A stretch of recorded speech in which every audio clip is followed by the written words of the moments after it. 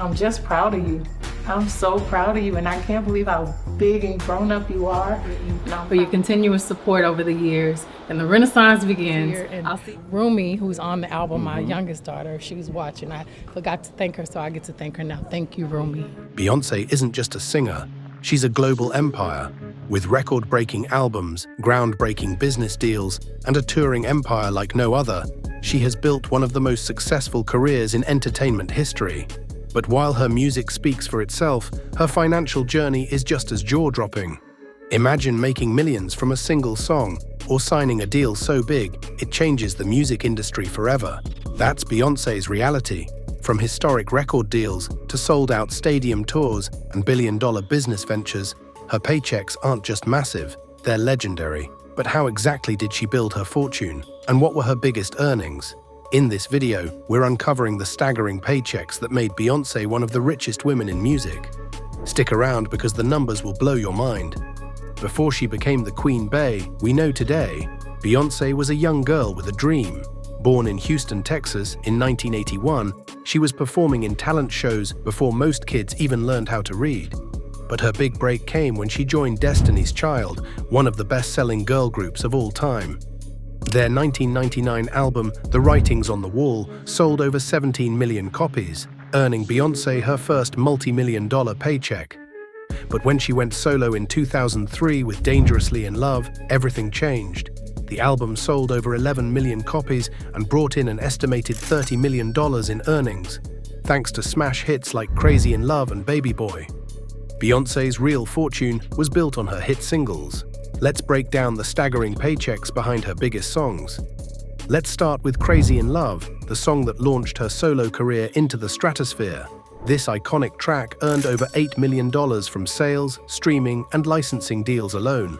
It remains one of her most lucrative songs to this day.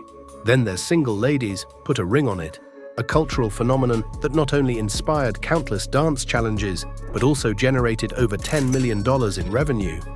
But if you thought that was impressive, Halo was another massive moneymaker. This power ballad, used in TV shows, commercials, and movies, has pulled in over $12 million since its release. And let's not forget Irreplaceable, which dominated the charts for weeks and brought in an estimated $14 million in total earnings. Then there's Drunk in Love, her sizzling collaboration with Jay-Z.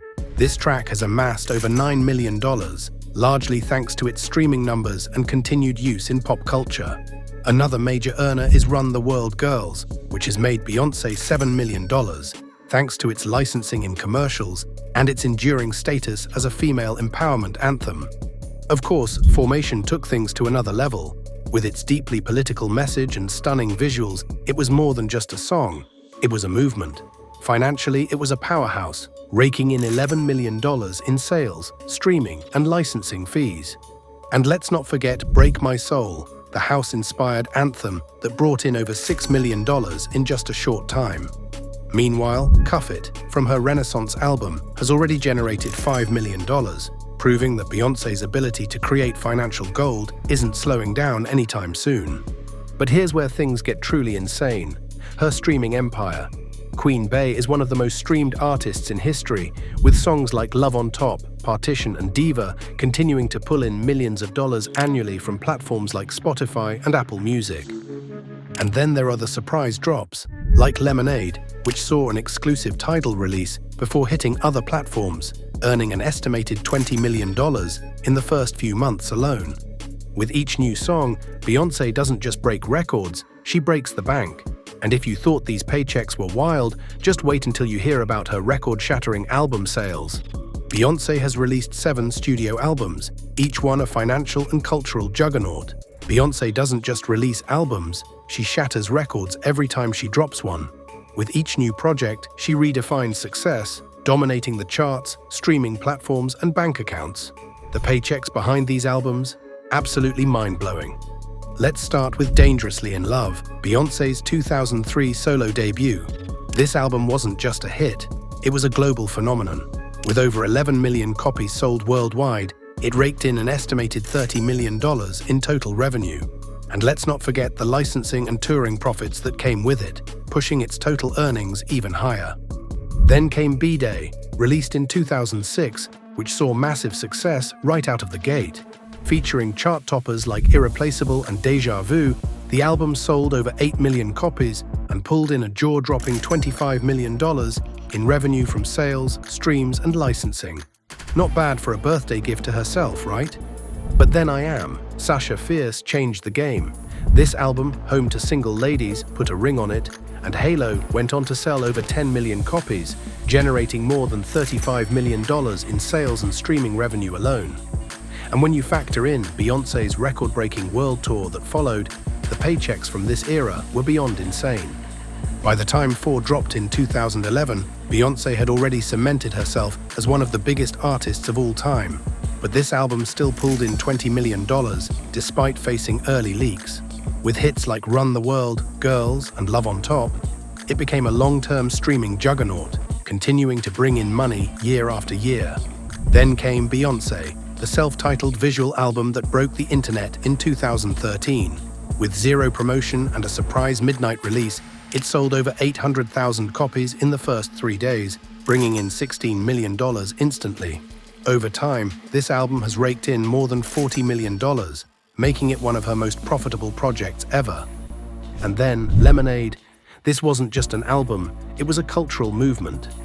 Debuting exclusively on Tidal before hitting other platforms, it generated over $50 million in revenue through sales, streams, and licensing deals.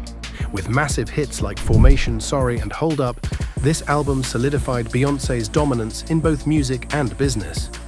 Of course, Renaissance took things to another level in 2022. Fueled by the disco house anthem Break My Soul, this album's first week sales alone brought in $12 million. And within a year, it had generated more than $35 million from streaming, digital sales, and physical copies combined. And that doesn't even include the tour earnings, which we'll get to soon. But Beyoncé isn't just making money from streaming and album sales. She's also cashing in on special editions, deluxe re-releases, and vinyl pressings that continue to pull in millions. She's one of the few artists whose entire discography still earns millions of dollars annually. With every album release, Beyoncé proves why she's the queen of the music industry. But if you thought these album paychecks were massive, just wait until you hear about her touring empire, where the real money is made. Beyoncé's live performances aren't just concerts, they're global events that pull in hundreds of millions. Her I Am World Tour 2009 grossed $119 million, but that was just the beginning. The Mrs. Carter Show World Tour 2013 took things up a notch, bringing in $229 million. Then came the Formation World Tour 2016, which shattered records by grossing $256 million across 49 shows. But nothing compares to Renaissance World Tour 2023, Beyoncé's highest-grossing tour ever, raking in over $579 million. This tour alone made her the highest-paid female touring artist in history. And if you think her touring earnings were wild, wait until you hear about the billion-dollar business deals that made Beyoncé an unstoppable force in the industry. Beyoncé's fortune doesn't just come from music, she's a business mogul. Her Netflix deal for Homecoming reportedly paid her $60 million, while her Adidas x Ivy Park partnership brought in an estimated $200 million before she ended the deal. She also owns a major stake in Tidal, earning her tens of millions in streaming revenue. Meanwhile, her Pepsi deal netted her $50 million, and her L'Oreal partnership brought in another $20 million. And with her fragrance lines, investment in real estate, and growing empire, Beyoncé is well on her way to billionaire status. Beyoncé isn't just a superstar, she's a financial powerhouse. From multi-million-dollar record sales to billion-dollar brand deals, she's built an empire that continues to grow. Now, we want to hear from you. Which singer should we cover next? Let us know in the comments.